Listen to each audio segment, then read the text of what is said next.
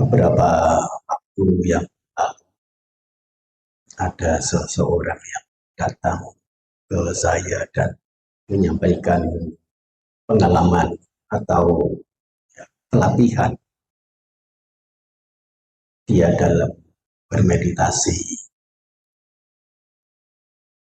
dan sekaligus menanyakan apakah pelatihan yang dia lakukan itu sudah sesuai atau belum. Di sini yang dia tanyakan adalah praktik metta bhavana. Dia bercerita tentang bagaimana dia mengembangkan metta, yaitu dengan cara menumbuhkan kebahagiaan yang ada pada diri, apapun caranya, kemudian share,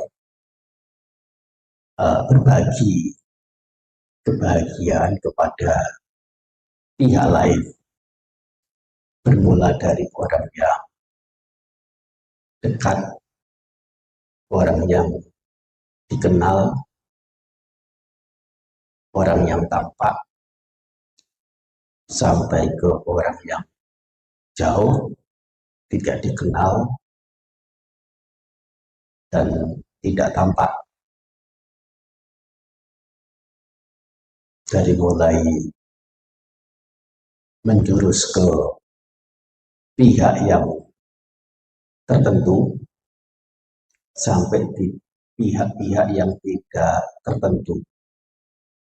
Yang dimaksud di sini adalah pihak tertentu, misalnya si A, si B, si C. Pihak itu tidak tertentu artinya misalnya ya seluruh orang yang ada di kampungku, di desaku. Nah, ini tidak menunjuk ke perorangan tertentu. Kebahagiaan yang dia munculkan ke dalam diri, yang dia ceritakan adalah dia membayangkan sedang pergi ke sebuah taman dengan hawa sekitar yang sejuk, bebungaan yang mekar, berbau harum, indah dipandang, suasana yang nyaman, menciptakan kesenangan, dan dengan membayangkan suasana seperti itu muncul kebahagiaan di dalam dirinya. Kebahagiaan yang ada di dalam dirinya inilah yang kemudian dia bagikan. Semoga kebahagiaan yang saya ada ini ya juga dapat dirasakan oleh pihak-pihak yang dia tuju dalam pengembangan metta, cinta kasih. Berharap mereka bisa berbahagia sebagaimana dia juga bisa berbahagia atau bersenang dalam situasi seperti itu. Ya, ditanyakan apakah cara demikian ini adalah cara pengembangan metta yang sudah sesuai. Secara umum, yaitu secara awam, pengembangan metta seperti ini boleh-boleh saja. Berbagi kesenangan, berbagi kebahagiaan.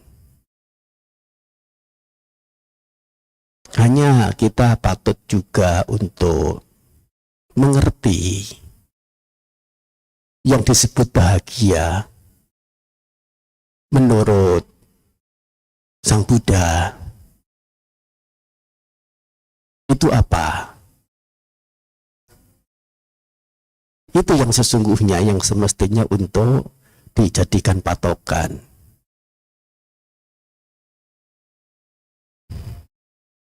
Kira-kira kebahagiaan yang Sang Buddha maksud itu punya ciri berapa? Dan apa saja? Siapa yang kira-kira bisa menerka-nerka, menebak-nebak? Ada berapa?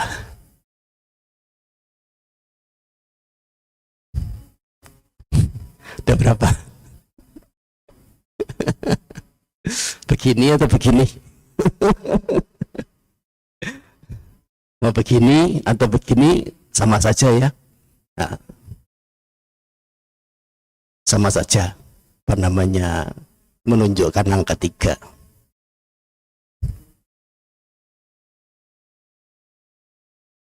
Satu adalah kebahagiaan dari tidak berbuat buruk,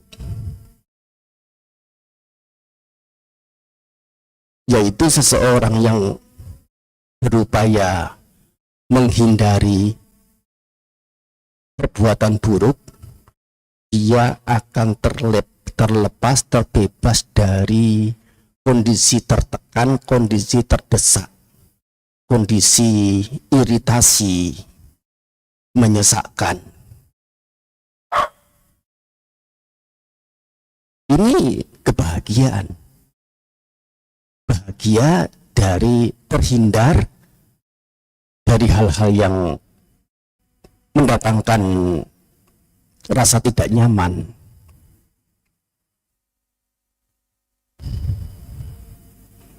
Nah, setelah ada clue 1 ini, tentu 2 yang lain saya yakin para ngawuso sudah menebak 2 yang berikutnya apa.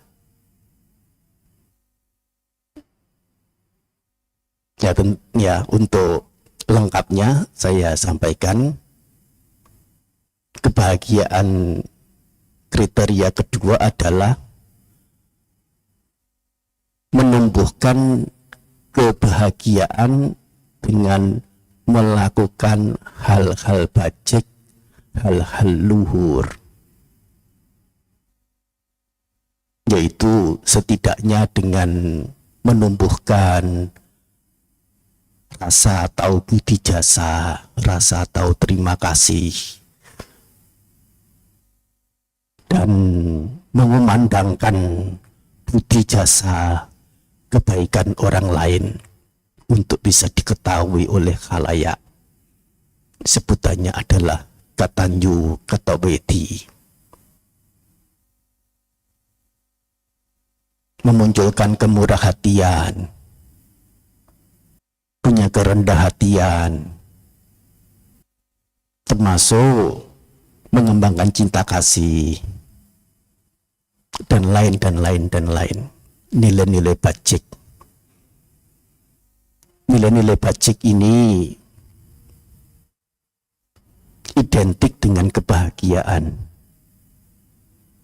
Nama lain dari kebahagiaan, atau boleh dibilang sebab dari kebahagiaan. Seseorang yang mengingini kebahagiaan yang minim risiko, saya katakan minim atau dikatakan minim oleh karena kebahagiaan lain selain kebahagiaan nibbana adalah kebahagiaan yang berisiko. Nibbanang paramang sukhang. Nah, bahwasanya keredaman, kepadaman derita tidak lain adalah keredaman kehancuran asawa si penghanyut, keredaman pengotor-pengotor batin kilesa adalah kebahagiaan tertinggi. Tidak lain adalah kebahagiaan yang tidak mengandungi risiko. Tidak mengandungi risiko menderita, termasuk juga tidak mengandungi risiko kembali menderita lagi. Tapi setidaknya dengan memunculkan nilai bajik ini bukan penderitaan,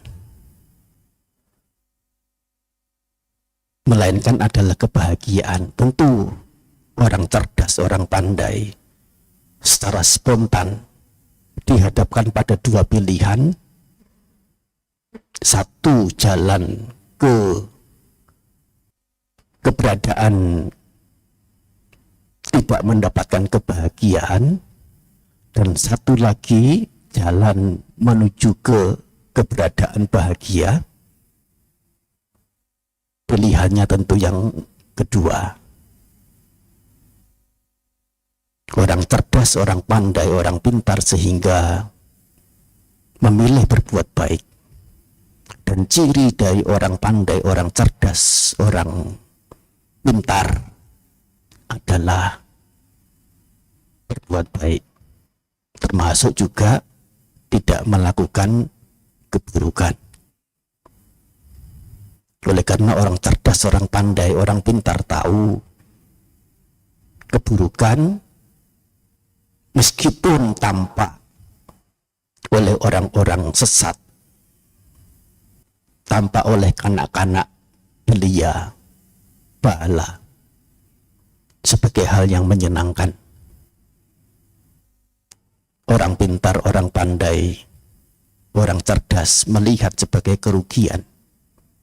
Dan orang pandai tentu tidak mau rugi, mendapati kerugian. Jadi dengan menumbuhkan hal-hal bajik, hal-hal luhur, demi mendapatkan kebahagiaan, ini adalah kebahagiaan jenis kedua yang Sang Buddha maksud, yang Sang Buddha tunjuk.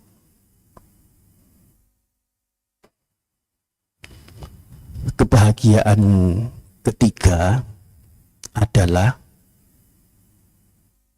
muncul dari tidak melekati kebahagiaan yang diperoleh melalui melakukan hal-hal bajik. Bagaimana agar tidak melekati? Sang Buddha telah menunjukkan jalannya. Banyak sekali. Seluruh ajaran Sang Buddha pada intinya adalah upaya untuk tidak melekati apapun, termasuk tidak melekati nibbana. Sabbe dhamma nalang winiwesaya. Tidak ada satu hal apapun yang patut dilekati. Dan ketidaklekatan terhadap apapun itulah sebagai bentuk kebahagiaan yang totalitas murni dan tidak ada risiko dan tidak perlu kembali mengulang menderita lagi. Seperti halnya yang digambarkan dalam Lokadhamma Sutta. Labho ca alabho ca, ninda ca pasangsa ca, yaso ca ayaso ca, sukhan ca dukhan ca. Hal-hal yang 8 itu ketika datang pada seseorang, menanggapi hal-hal yang menyenangkan itu sebagai keberadaan yang muncul dan wajar akan juga mengalami kepadaman. Berusaha mengajari diri, berusaha mengarahkan diri ke pengertian-pengertian sedemikian rupa, kebahagiaan yang datang atau hal-hal sisi positif labo mendapat, alabo tidak mendapat, atau merugi juga boleh. Ninda, dicela, pasangsa, dipuji. Yakso,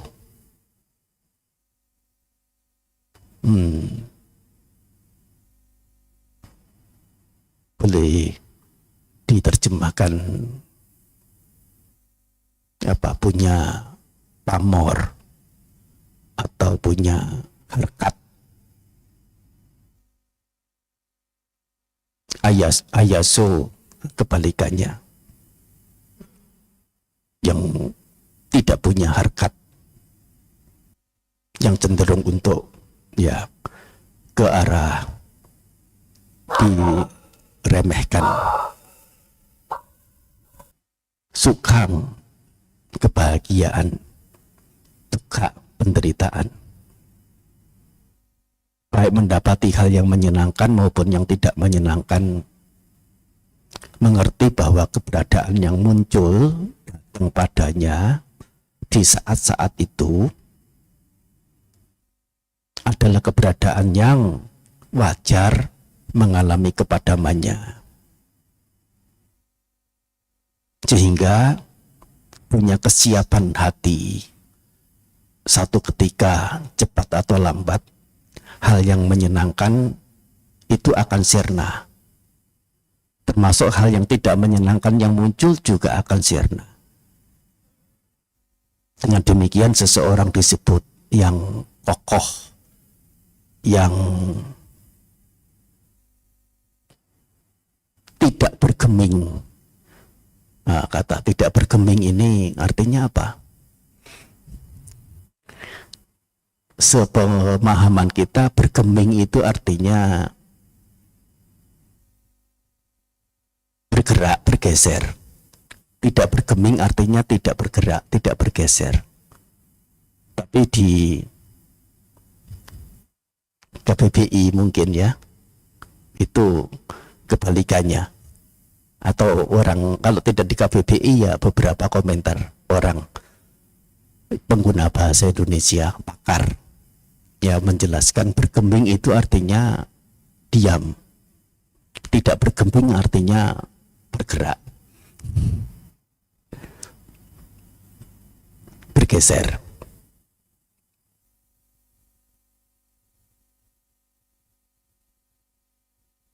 Ia yang tidak goyah, ia yang teguh tegak, tidak bergeser, diibaratkan seperti tugu kota. Tugu kota ini biasanya diletakkan di perempatan pusat kota, atau kalau tidak persimpangan jalan, bisa perempatan, bisa pertigaan, atau mungkin simpang 5, simpang 8, simpang 12. Tugu kota ini tidak bergeming, yaitu tidak bergeser, tidak bergerak, tidak menunjukkan reaksi apapun, baik dipuji maupun dicela, baik diberi barang persembahan atau diberi tinja kotoran. Tidak menjadi bersenang atau bersedih karenanya. Sebagai yang tadi, yang kokoh. Nah, ini adalah keberadaan yang tidak terpengaruh oleh hal-hal yang masuk ke dalam diri. Kebahagiaan yang ketiga yang menjadi titik puncak yang Sang Buddha telah capai dan mengajarkan kepada Weneya Satta, satwa-satwa yang patut untuk dibimbing, satwa-satwa yang siap dibimbing, termasuk pengajaran tentang Satipatthana, Bojjhanga, Jalan Arya Bursa 8, dan sebagainya, adalah untuk tidak melekati hal apapun. Dalam hal ini adalah kebahagiaan. Tidak melekati kebahagiaan yang muncul. Ini tiga hal yang dimaksud dengan kebahagiaan menurut Sang Buddha. Yang mana kebahagiaan yang orang pada umumnya cari dan dapatkan kebanyakan adalah kebahagiaan yang muncul karena mendapatkan hal yang menyenangkan lewat keenam pintu indera. Mata melihat bentuk yang indah, telinga mendengar suara merdu, hidung mencium bau harum, lidah mengecap rasa enak, tubuh menyentuh pesentuh-pesentuh yang lembut, yang halus, yang hangat, yang sejuk, yang lunak, dan batin menerima objek-objek batiniah yang menyenangkan. Misalnya mendapati rasa aman. Ini adalah bentuk umum kebahagiaan yang orang itu cari atau dapatkan. Singkatnya adalah kebahagiaan yang muncul karena pengejaran kesenangan indrawi. Lebih dari itu, mereka para awam, maksud awam ini adalah antak bala putujana. Antak bala, antak itu buta, bala itu ya dungu, sudah buta dungu lagi. Putujana, ia yang punya hal-hal nista yang masih tebal. Para antak bala putujana ini justru menyenangi keburukan, bangga dengan telah berbuat buruk, bahagia karena telah berbuat buruk. Itu juga nyata kebahagiaan yang ada dan mereka rasakan. Kita bisa membayangkan seseorang yang dikuasai oleh keinginan membalas dendam dengan kegeramannya, suatu ketika mendapatkan kesempatan untuk melampiaskan kegeramannya, membalas dendam dengan berhasil ya menempeleng, ya menyakiti sosok yang diarah dituju, bisa menempeleng sepuasnya, ya menempeleng sekuatnya, ya sesukanya, sampai dia merasa cukup. Selesai melakukan itu, ada rasa puas, ada rasa bahagia, dan itu tidak dapat ditolak. sebagai yang bukan kebahagiaan, itu adalah kebahagiaan. Tapi apakah kebahagiaan demikian ini yang dimaksudkan dalam pengembangan meta cinta kasih? Semoga semua makhluk berbahagia, termasuk juga mereka bisa berbahagia karena berhasil menempeleng, berbuat buruk, menyakiti pihak lain. Nah, ini adalah kriteria bahagia bagaimana dalam konteks ajaran Sang Buddha. Sehingga dalam pengembangan cinta kasih berharap orang lain, makhluk lain, pihak lain berbahagia tidak lain adalah berharap mereka untuk tidak berbuat buruk, berharap agar mereka berbuat baik, dan berharap agar mereka bisa mengolah batin untuk tidak melekat meskipun terhadap kebahagiaan yang datang pada mereka. Ada disebutkan di kata-kata bahwa untuk mengembangkan cinta kasih kepada pihak lain, seseorang mesti mengembangkan cinta kasihnya kepada diri sendiri.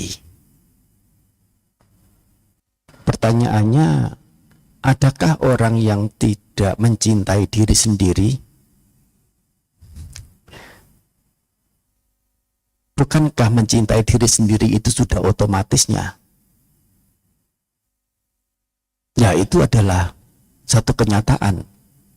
Setiap orang mencintai diri sendiri. Diri sendirilah yang paling dicinta.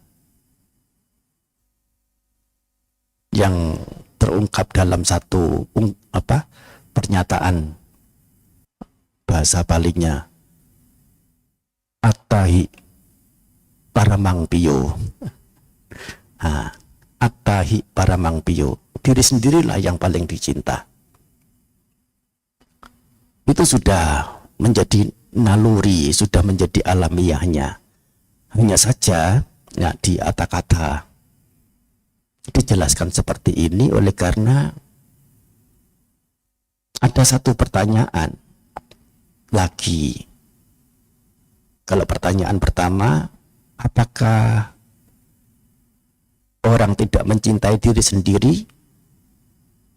Ya, itu tentu mencintai diri sendiri. Tetapi dengan pertanyaan berikut, apakah orang sudah benar-benar mencintai diri sendiri? Yaitu berharap secara cerdasnya, secara pintarnya, secara pandainya, orang tersebut mendapati kebahagiaan. Oleh karena tidak sedikit orang yang sebagaimana disampaikan tadi berbuat buruk dengan pemikiran bahwa dengan berbuat buruk seperti itu dia akan mendapatkan manfaat, mendapatkan kebahagiaan. Bagaimana seseorang menjadi cerdas, menjadi pandai, pintar, yaitu menumbuhkan kebaikan dengan sebelumnya menghindari keburukan, dan terlebih bisa tidak melekati kebahagiaan yang diperoleh melalui melakukan hal-hal bajik, hal-hal luhur. Bagaimana ini bisa dikembangkan ke dalam diri terlebih dahulu? Kira-kira manfaat nyata apa yang bisa dirasakan saat ia berhasil menghindarkan diri dari perbuatan buruk, berupaya mengumpulkan, mengembangkan hal-hal bajik untuk mendapatkan kebahagiaan? Dan dampak atau akibat atau buah dari tidak melekati kebahagiaan yang diperoleh melalui melakukan hal-hal bajik itu, dengan merasakan manfaat yang nyata. Ia kemudian share, berbagi, menyebarkan, membentangkan, mengarahkan kepedulian, perhatian kepada pihak lain, baik secara tertentu maupun tidak tertentu, agar mereka juga mendapatkan kebahagiaan melalui ketiga cara tersebut. Ini adalah sedikit share juga, berbagi pengetahuan tentang pengembangan meta cinta kasih.